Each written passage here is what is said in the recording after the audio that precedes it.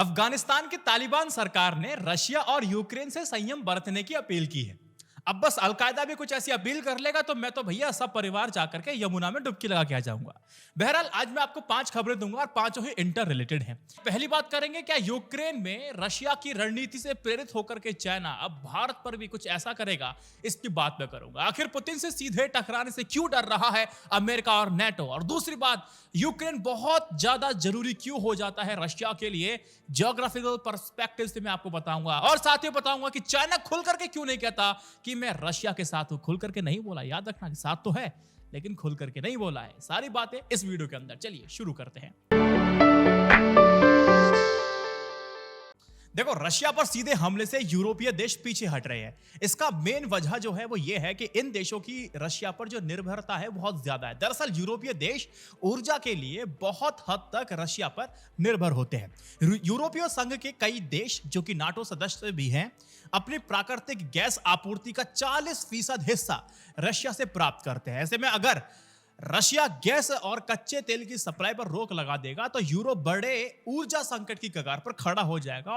बिजली पेट्रोलियम उत्पादों पर जो महंगाई है वो उनकी कमर तोड़ के रख देगी और जनता फिर इनकी कमर तोड़ देगी। ये बात सभी देश जानते हैं, इसलिए यूरोपीय देश सीधे तौर पर रूस से टकराने से हिचक रहे हैं। दूसरी बात, अमेरिका व नाटो देशों द्वारा सीधे हमला न करने के कारण यह भी है कि दरअसल जनवरी में रशिया का अंतरराष्ट्रीय मुद्रा भंडारण $630 अरब था।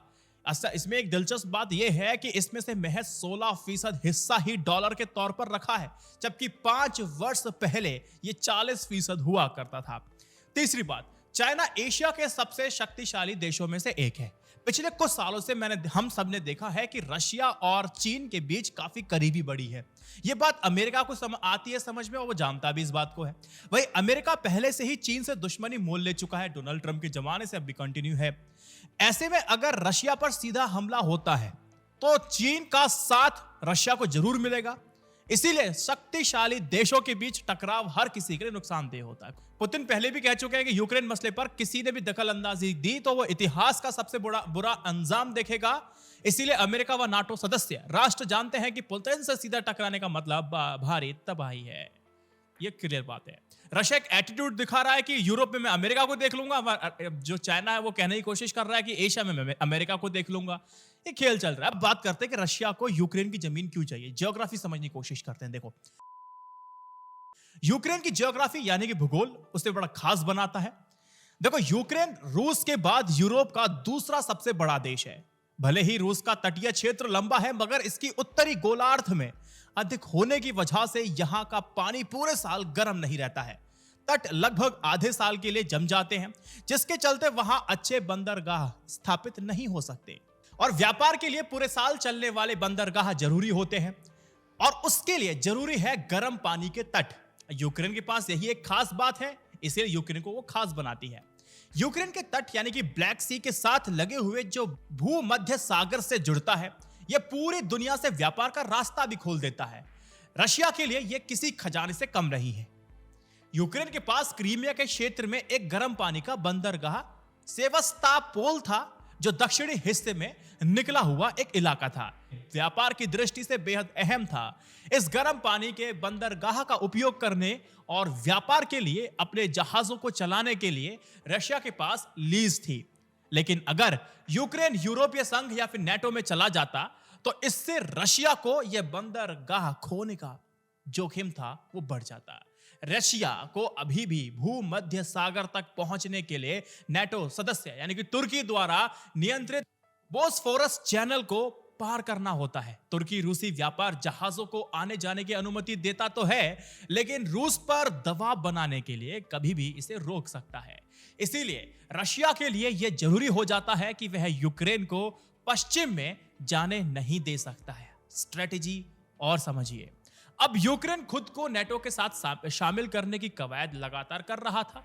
यदि ऐसा हो जाता तो अमेरिका, यूक्रेन, रोमानिया और तुर्की का उपयोग करके रूस को अपने व्यापार से काटने की योजना बना सकता था।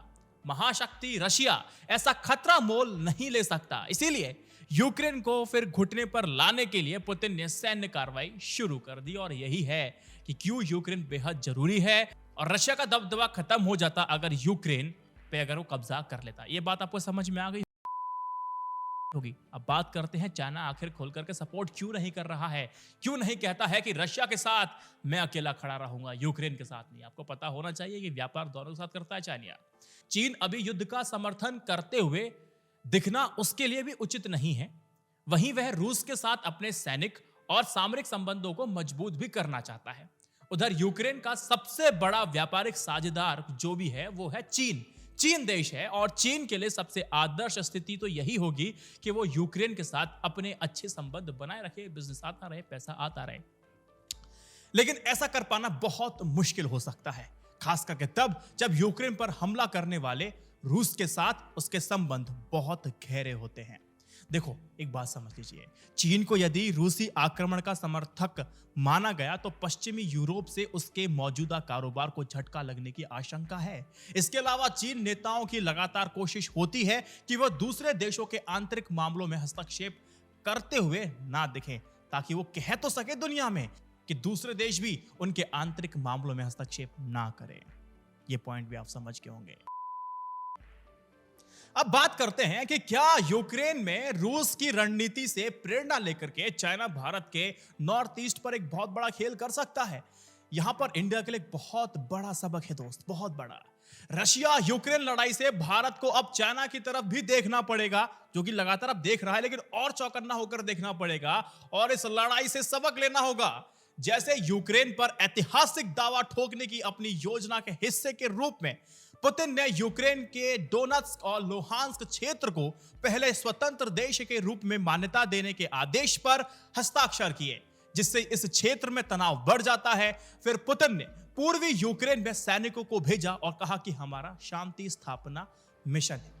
बस कहानी यहां से शुरू हो जाती है और यूक्रेन की कैपिटल तक आज रशिया पहुंच जाता है। ठीक वैसे ही यूक्रेन के डोनबास क्षेत्र से भारत के लिए एक महत्वपूर्ण सबक यह है कि वो नॉर्थ ईस्ट के राज्यों को भारत की मुख्य धारा में लाने और एकीकृत करने की वो कोशिश करे। क्षेत्र तक पहुंच, संचार, शिक्षा, स्वास्थ्य, इनर लाइन परमिट सिस्टम और घरेलू पर्यटन को बढ़ावा देने की जरूरत है। संक्षेप में अलगाव की भावना यहां पर नहीं पनपनी चाहिए। वैसे एक बात आपको बता देता हूं कि मोदी सरकार में खास बात तो ये है कि अब नॉर्थ ईस्ट भी अब मेन स्ट्रीम मीडिया पर बहुत ज्यादा क्या कहते हैं बातचीत इसके ऊपर होती है। वहां पर डेवलपमेंट भी हुआ, इंफ्रास्ट्रक्चर में सरकार ने वहां काम किया है और नॉर्थ ईस्ट की बात अब ये लोग कर रहे हैं, बीजेपी वाले। बेस्ट बात हुई है जो कांग्रेस के समय हमने देखा था कि उनको साइड एंड जैसा तो नहीं किया गया था, लेकिन उतनी इंपॉर्टेंस नहीं दी गई थी जितनी इंपॉर्टेंस आज बीजेपी दे रही है। तो बेहतर बात है, लेकिन इतनी इंपॉर्टेंस, लेकिन अभी भी ये कोशिश करनी है कि वो अलगाववाद वाली जो भावना है वो जो है उसको खत्म की जाए कैसे भी। जो रक्षा के विशेषज्ञ ना वो साफ तौर पे कहते हैं कि चाइना युद्ध होने पर भी ऐसी स्थिति पैदा करना चाहता है कि वह भारत के उत्तर पूर्व को देश के बाकी हिस्सों से काट दे। चाइना लगातार इस तरह के सामरिक कदम उठा रहा है, जिसके परिणाम स्वरूप भारत के पश्चिमी और पूर्वी क्षेत्रों में लाइन ऑफ एक्चुअल कंट्रोल पर तनाव बढ़ता है। यह मात्र एक संयोग कह सकते हैं कि भारत और चीन 3488 किलोमीटर की सीमा को साझा करता है। चीन के फ्रंट पर भारत को पैनी नजर रखनी होगी। 3488 किलोमीटर लंबी एलएसी पर मार्च अप्रैल में पीपल्स लिबरेशन आर्मी युद्धाभ्यास करने जा रही है। किसी भी चुनौती के लिए हमें तैयार रहना होगा। रशिया ने भी यही किया था। रशिया ने भी यूक्रेन पर हमले से पहले युद्धाभ्यास किया था। ऐसे में भारत को पूरी तैयारी रखनी होगी और चीन की अर्थव्यवस्था भारत से 5 गुना बड़ी है। सैन्य और तकनीक रूप से चीन भारत से काफी आगे है। भारत से पंगा लेने के बारे में चीन सोचता रहता है। भारत को अब सैन्य जरूरतों को पूरा करने के लिए आत्मनिर्भर बनना होगा। इसके साथ साथ स्पेस, साइबर स्पेस और स्पेशल ऑपरेशन की तैयारी रखनी होगी। ये सारी बातें भारत को ध्यान देना होगा। कुल मिलाकर के लास्ट में कहूं इस वीडियो को तो मैं कह सकता हूं कि रशिया और यूक्रेन के बीच जो कॉन्फ्लिक्ट, जो अटैक चल रहे हैं, इससे भारत के ऊपर क्या असर होगा बहुत बड़ा नहीं बताऊंगा। सिर्फ इतना कहूंगा कि भारत में बहुत ज्यादा असर नहीं पड़ने वाला इस लड़ाई का। और दूसरी बात, अगर कुछ महंगा होगा तो सूरजमुखी का जो तेल है, जो अपने जो आप लोग खाते हैं, बस वही महंगा होने जा रहा है। और बाकी का पेट्रोलियम हम वहां से करते तो हैं, इंपोर्ट कराते हैं, लेकिन वो इतना बड़ा नंबर नहीं कि उसकी वजह से बहुत सारी दिक्कतें मुझे और आपको हो। लेकिन हाँ, खाने का तेल जरूर महंगा हो सकता है। That's it. इस वीडियो को 3 व्हाट्सएप ग्रुप पे शेयर कीजिएगा। जय Hind, Vande Mataram, stay updated, stay educated, सत्यमेव जयते। नमस्कार।